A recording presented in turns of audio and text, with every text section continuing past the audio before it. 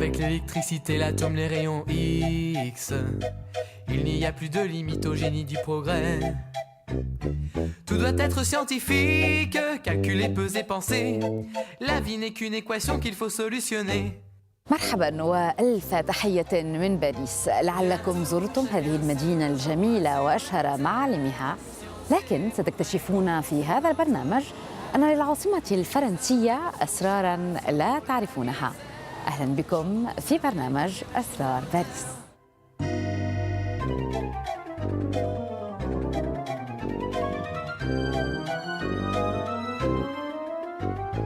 في هذه الحلقة نطلعكم على أسرار بعض الاختراعات التي شهدتها العاصمة الفرنسية. بعضها غريب وبعضها الآخر غير حياتنا إلى الأبد. Bientôt chacun sera roi sur la terre. Science et progrès construisent notre bonheur. Les inventions chasseront la misère. Chantons tous la belle époque des machines à moteur. لعلكم رأيتم في مراكز تجارية أو مطارات دولية هذا النوع من الممرات المتحركة، لكن هل تعلمون أنه مطلع القرن العشرين كان رصيف متحرك يعبر العاصمة الفرنسية على امتداد كيلومترات؟ اختراع عجيب نتعرف إليه في هذا التقرير.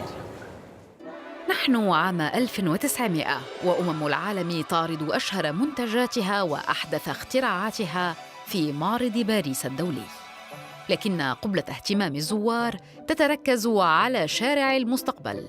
هكذا كان يسمى هذا الرصيف المتحرك الذي كان يزنر منطقة المعرض.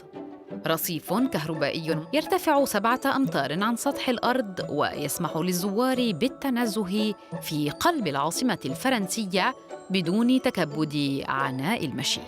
مساره يبدأ عند قصر الإنفاليد فيحاذي نهر السين وبرج إيفل ومختلف أجنحة المعرض الدولي، قبل أن يعود إلى نقطة البداية راسماً حلقة كاملة تتخللها 9 محطات على طول 3 كيلومترات ونصف. وكانت 3 منصات تشكل هذا الرصيف الفريد من نوعه، واحدة ثابتة وثانية تسير بسرعة 4 كيلومترات في الساعة وثالثة أسرع منها ب2، بينما كان الركاب ولا سيما النساء يتنقلن بحذر من منصة إلى أخرى حتى لا يقعن أرضاً ويكن في وضعية حرجة. وكان الرصيف المتحرك ينقل عشرات الآلاف من الركاب يومياً، حتى أنه أقل عصر عيد الفصح سنة 1900 70,000 راكب، بينما كانت خطوط الباصات والترامواي تنقل آنذاك مجرد 40,000 شخص في اليوم. لكن كما الكثير من البنى التحتية التي أنشئت لمعرض باريس الدولي، لم يعمر الرصيف المتحرك طويلاً. ولو أنه عام 1925 اقترحت بلدية باريس تركيب أرصفة مماثلة في عدة أنحاء بالعاصمة لتسهيل حركة المرور، فكرة تم التخلي عنها سريعاً بعدما سجلت التجارب الأولية وقوع عدد كبير من الأشخاص خلال صعودهم على منصة الرصيف وهي تسير بسرعة 15 كيلومتراً في الساعة، أي ما يعادل اليوم متوسط سرعة سيارة في شوارع باريس المزدحمة. نحن في ضواحي باريس، وهذا المبنى الذي ترونه خلفي كان مطلع القرن ال19 أول مصنع للمعلبات الغذائية في العالم. منه انطلقت ثورة غذائية لا نزال نجني ثمارها حتى اليوم. المعلبات الغذائية، من اخترعها وما قصتها؟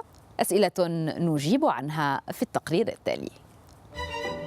هذا الرجل غير عالمنا بفضل علبة، اسمه نيكولا أبير، وهو مخترع التعليب الغذائي الذي سمح بعد سنوات من المجاعة بعدم إتلاف المحاصيل الفائضة وإطعام الجنود على الجبهات، ولاحقاً رواد الفضاء على سطح القمر.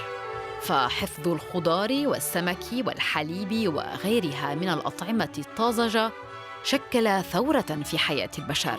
ولو أن المعلبات الغذائية ظلت في سنواتها الأولى سلعة فاخرة في متناول الأثرياء فقط، وكانت البحرية الفرنسية أول زبون للسيد أبير، إذ أدرك المسؤولون أن المعلبات الغذائية قادرة على الاحتفاظ ب60% من الفيتامين سي، ما حمى البحارة من مرض الإسقربوط الذي كان يقضي سنوياً على المئات منهم في المحيطات. اليوم يستهلك كل فرنسي سنوياً 50 كيلوغراما من المعلبات الغذائية.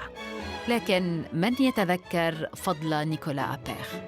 فقد فضل هذا المخترع عدم إيداع براءة اختراع باسمه حتى يستفيد أكبر عدد من الناس من اختراعه، فتخلى بذلك عن أحلام الثراء والرخاء، ومات فقيراً معوزاً عن عمر 91 عاماً، ووري جثمانه الثرى في مقبرة جماعية بعدما أفنى عمره كما كان يقول في خدمة البشرية.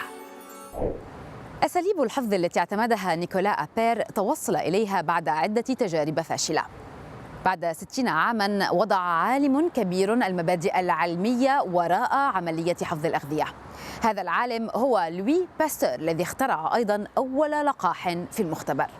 اليوم نحن أمام متحف باستور في باريس.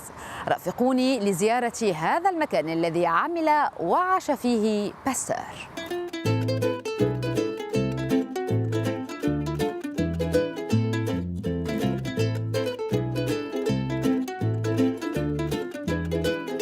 إذن داخل متحف باستور، حيث اخترع هذا العالم الكبير لقاحاً ضد سعار الكلب. اختراع غير مجرى البشرية بعد أن كان عشرات الآلاف يموتون سنوياً جراء عضة كلب مريض. للحديث عن هذا الاختراع وعن عمل باستور معنا اليوم السيدة موريال إيليرسول أمينة هذا المتحف. Madame, bonjour et merci de nous recevoir. Bonjour Madame El-Khoury, bienvenue au musée Pasteur. Merci. كما كنت أقول، نهاية القرن ال19 اكتشف لوي باستور لقاحاً ثورياً ضد داء الكلب. كيف توصل إليه وعلى من اختبره في البداية؟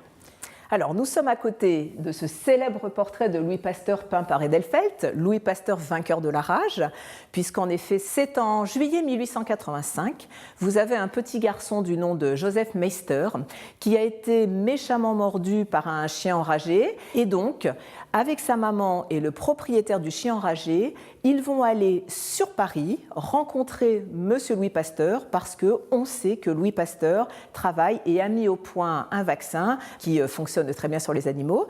Donc en fait, le petit Meister va être le premier garçon à recevoir donc, ce vaccin donc, contre la rage. Et tout le monde connaît l'histoire, l'enfant est sauvé. Alors assez rapidement après, il y a un deuxième jeune homme qui va arriver, le berger Jupille, qui lui aussi a été mordu par un chien enragé et qui va aussi faire le déplacement pour recevoir ce vaccin. Et là encore, le vaccin est une réussite. Et donc, à partir de là, vous allez avoir des mordus, comme on les appelait à l'époque, qui vont commencer à affluer de partout, et même de très loin, puisque par exemple, il y a 19 Russes qui ont été mordus au début de l'année 1886 par un loup enragé dans leur village et qui vont aussi se rendre sur Paris pour recevoir donc, le vaccin mis au point par Louis Pasteur. Et sur ces 19 Russes, 16 vont être sauvés, 3 ont quand même développé la maladie, vont décéder. Et en fait, c'est dans ce contexte-là qu'une grande souscription nationale et même internationale va être lancée pour créer un institut qui va prendre le nom de Pasteur, l'Institut Pasteur que tout le monde connaît aujourd'hui.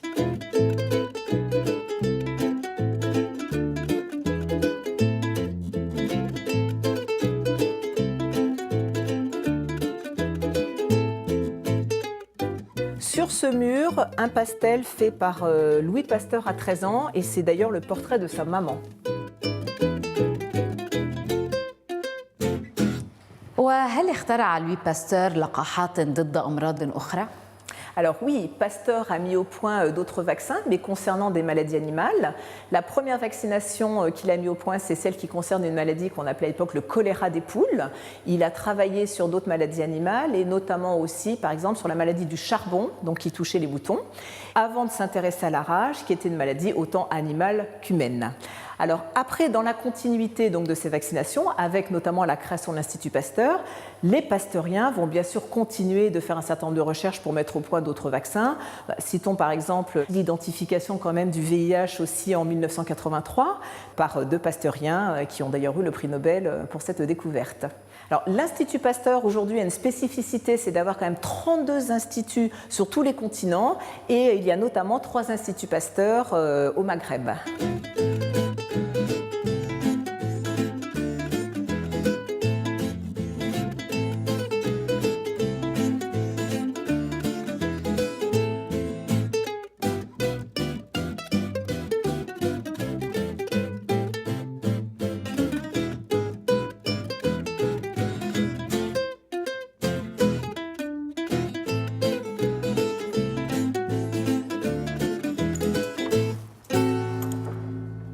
Voilà, je vous invite à découvrir donc cette crypte dans laquelle est inhumé Louis Pasteur. Alors, très surprenante. Alors, en fait, on aurait pu imaginer que Pasteur soit au Panthéon. Bon, mais en fait, c'est le choix de la famille. C'est Madame Pasteur et ses enfants qui vont demander à ce que Louis Pasteur puisse exceptionnellement rester dans l'institut qu'il a contribué à créer. Et en fait, l'Institut Pasteur va mettre à disposition de la famille cet endroit qui était une cave dans laquelle on stockait des vaccins contre la rage. Et c'est la famille qui a fait aménager cet endroit. Donc, Pasteur repose ici. Madame Muriel Ilersoul, شكرا جزيلا على كل هذه المعلومات. Merci et au revoir. Merci à vous, c'était un plaisir de vous accueillir au musée Pasteur. Merci bien.